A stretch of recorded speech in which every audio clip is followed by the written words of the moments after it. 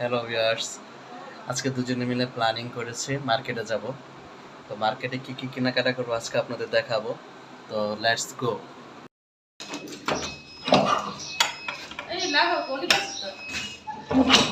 অনেক নাই।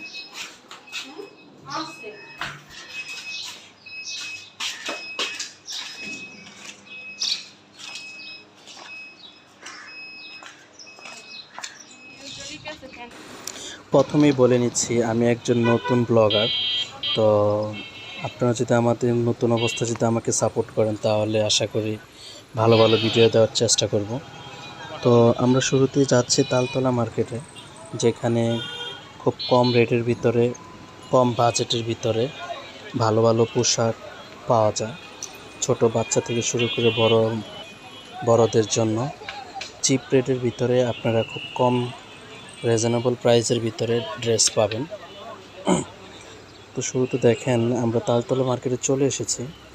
এখানে আপনার কাপড়ের দোকান আছে।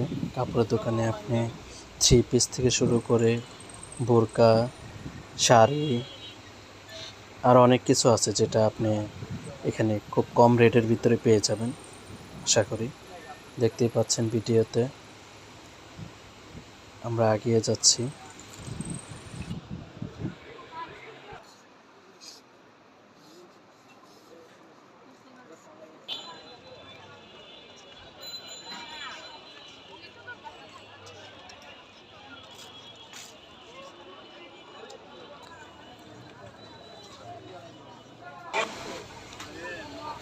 এখন চলে আসলাম আমরা ফুটপাতে। ফুটপাতে অনেক রকমের জিনিস বিক্রি করে।